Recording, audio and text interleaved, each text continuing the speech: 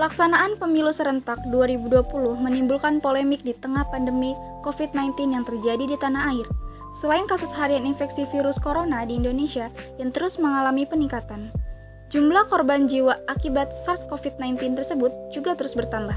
Bahkan, sejumlah pejabat Komisi Pemilihan Umum atau KPU juga terinfeksi virus yang menyerang saluran pernapasan tersebut. Nah, sebelum kita membahasnya, lebih baik kita pelajari dulu yuk pengertian, fungsi, serta tujuan dari pemilu itu sendiri. Saya, Nadia Rahmadani dari Fakultas Administrasi Publik, akan membahas tentang pemilu di tengah pandemi COVID-19.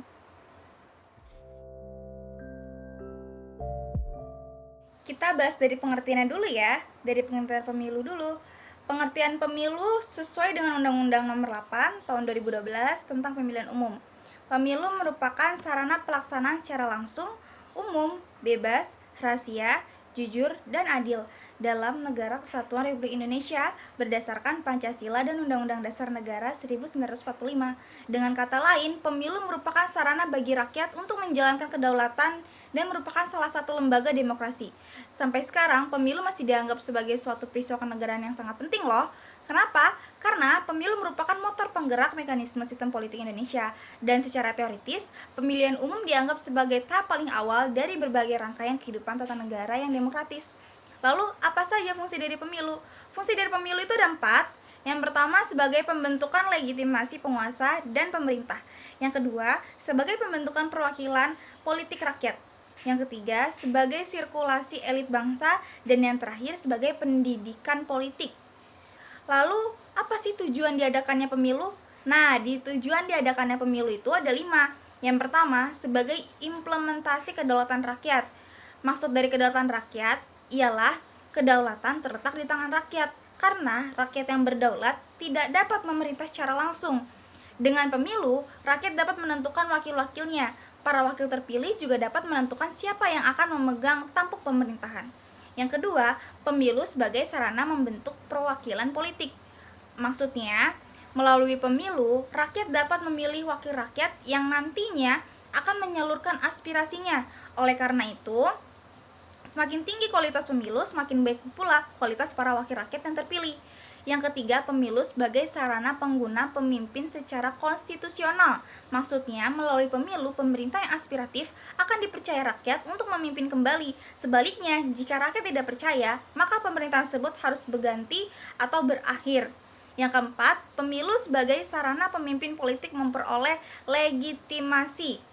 Pemberian suara pemilih dalam pemilu pada dasarnya merupakan proses pemberian mandat pada wakil rakyat terpilih untuk menjalankan roda pemerintahan. Dengan begitu, para wakil rakyat terpilih secara tidak langsung mendapatkan legitimasi dari rakyat. Yang terakhir, pemilu sebagai sarana partisipasi politik masyarakat. Nah, maksudnya itu, rakyat secara tidak langsung dapat menetapkan kebijakan publik kepada wakil rakyat terpilih yang mempunyai program aspiratif. Pertanyaannya ya, bagaimana sih diadakan pemilu pada saat masa pandemi seperti saat ini? Nah, misalnya saja ya, seperti pilkada atau pemilihan kepala daerah yang dilaksanakan baru-baru ini pada masa pandemi COVID-19. Tentu saja hal tersebut menuai pro dan kontra di antara masyarakat. Menurut saya, dengan diadakannya pilkada secara serentak, terutama di tengah kondisi darurat COVID-19 seperti ini, akan menambah klaster baru yang muncul karena pemilu itu pasti akan mendatangkan banyak orang dan yang pada akhirnya akan ada keramaian. Nah, dari keramaian itu yang dicemaskan akan menimbulkan dampak negatif yang besar. Efektivitas dari pemilih juga berpengaruh loh oleh hasil dari pemilu itu sendiri. Pemilih pun dihadapkan oleh 2 pilihan. Yang pertama tentang keselamatan kesehatan mereka, yang kedua tentang hak pilih mereka. Banyak juga pihak yang meminta agar pelaksanaan pilkada ditunda dulu sampai tahun depan, sampai kondisi benar-benar kondusif. Menurut saya juga, seharusnya prioritas utama kebijakan negara dan pemerintah pada saat ini adalah mengatasan krisis kesehatan terlebih dahulu ketimbang pelaksanaan pilkada. Dana yang akan digelontorkan pemerintah untuk pilkada juga seharusnya bisa dialokasikan terlebih dahulu untuk penanganan COVID-19. Semua ini demi keamanan dan keselamatan masyarakat Indonesia. Terlebih lagi saat ini jumlah pasien COVID-19 Indonesia kian bertambah setiap harinya. Penolakan pelaksanaan pilkada juga datang dari mantan Presiden Republik Indonesia, yaitu Bapak Yusuf Kala. Beliau meminta agar pelaksanaan pilkada ditunda sampai tahun depan setelah vaksin ditemukan dan benar-benar efektif mencegah penyebaran COVID-19.